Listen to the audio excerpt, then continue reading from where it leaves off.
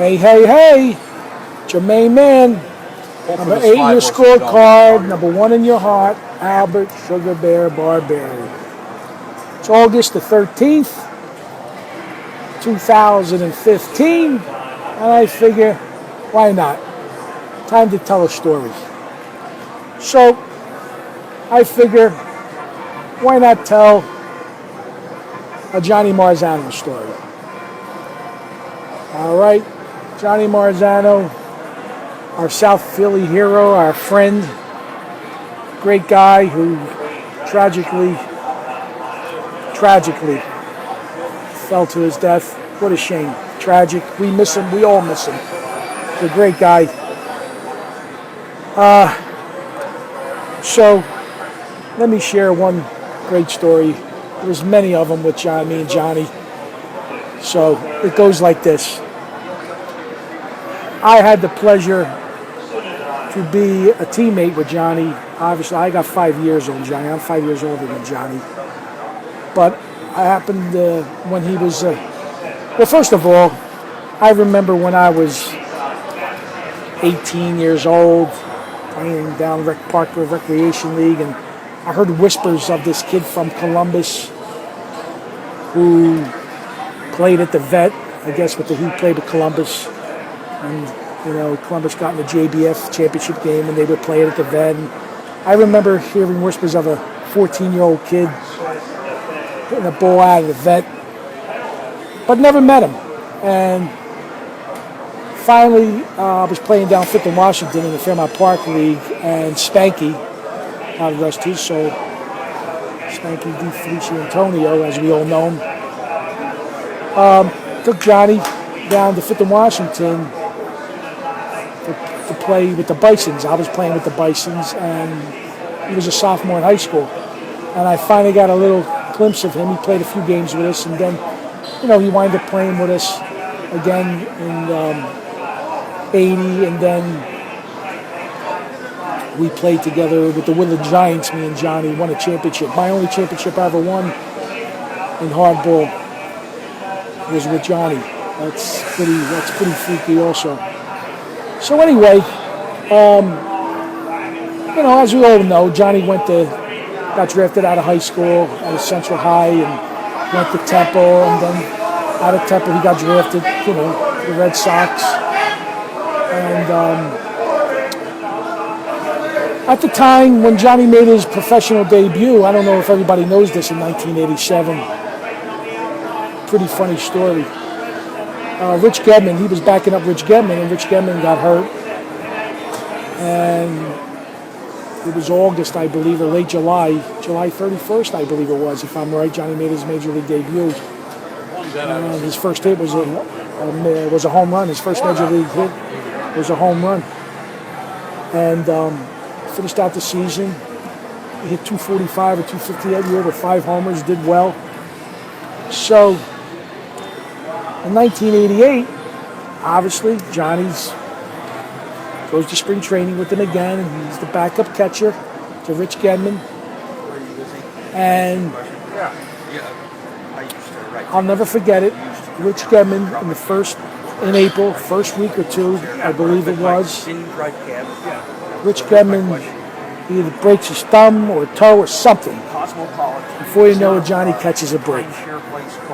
And obviously Johnny's going to be, catcher every day. But I think because, Johnny played in 87 just all August and September, they weren't sure, being a young kid, if Johnny was able to, hold the fort down being an everyday catcher. So obviously, the Red Sox reach out to the guy who was out of baseball. We all know his name, Rick Cerrone, former Yankee. He was out of baseball for a year. They the Red Sox signed him to back up Johnny. Figure they got to have a veteran.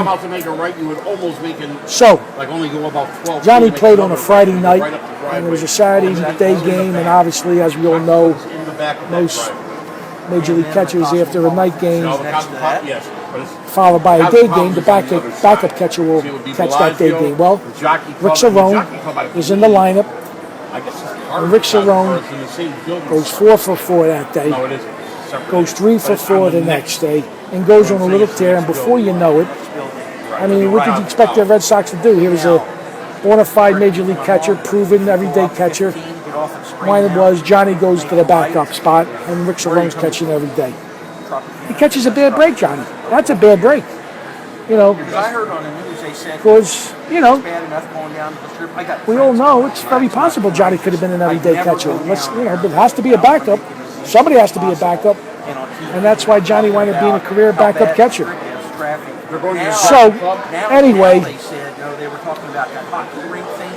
it's Rick Cerrone gets healthy. Rick Cerrone gets called back up. I mean, I'm sorry, Rich Gedman gets healthy, gets off the DL weeks later. Well, who else are they going to send down to the minor leagues? Johnny, because it's now Gedman and Cerrone. So now, fast forward, 1988, September, Johnny gets called up. And we've remained, you know, Johnny was a great friend of mine. He became, not only was a great friend, he was a great friend to me during his years with the Red Sox. Anytime he came to the West Coast, he'd call me, he would want to share his major league experience with me.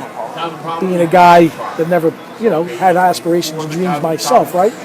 I'm being from South Philly. So I remember in 88, September, he gets called up. I pick him up at the airport, and I'm going to, it's Labor Day weekend in Anaheim. 4-game series. So I stayed in Anaheim with Johnny. It was awesome. I got to meet a lot of the guys. And I'll never forget, it's a Saturday. It's either a Saturday night or a Sunday night. I can't remember. All I do remember is it was a night followed. It was going to be a day game the next day, a 12 noon game. So it could have been Saturday night that we were out, me and Johnny, and it was a noon game the next day. So it could have been Sunday or that Labor Day Monday game. But the Red Sox are in a pennant race. Wade Boggs is going for another batting title. And it's late at night, and Johnny goes, come on now, there's a party upstairs, let's go up there. The Red Sox are having a party. Rick Cerrone was actually throwing the party. Now, you got to understand, there could have been a little friction. The fact that Johnny caught a bad break with Rick Cerrone being signed out of retirement, and he wound up getting hot, and, you know, it's just a bad break.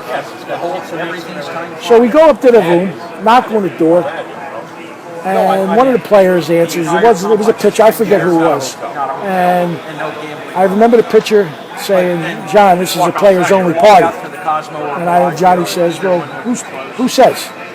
So the player says, Rick Cerrone says, it's his party, he's throwing the party. So Johnny goes, well, get Rick over here. So Rick comes over. Rick comes to the door. And Johnny says, what's up, Rick? The door's open, halfway open. You can see what's going on in there. I'm standing there, minding my own business. So Rick says, John, this is a players-only party. Really, he says. He says, Johnny points into the room, some women in there. I guess, when did we sign them? There's like three women in this party. So Rick kind of shrugs his shoulders. And Johnny looks dead in Rick Cerrone's eyes and he says, if my fucking friend can't come in with me, then I ain't coming in. So Rick Cerrone says, it's up to you, John. He says, well, fuck you, Rick. Go fuck yourself, he says. And he says, come on, Shug.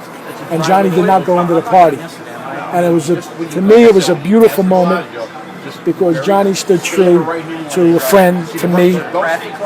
And like, he basically told a veteran, go F yourself, you know what I mean? And that's the way Johnny was. And that was just many, many great times. That weekend it was awesome. And Johnny, in 1991, I'll tell another story how he almost got me a job throwing batting practice for the Red Sox in 91. Pretty neat. And but anyway, I think I'd share that story. And yeah, we all miss Johnny Mars. All right, gang. Be well. Take care.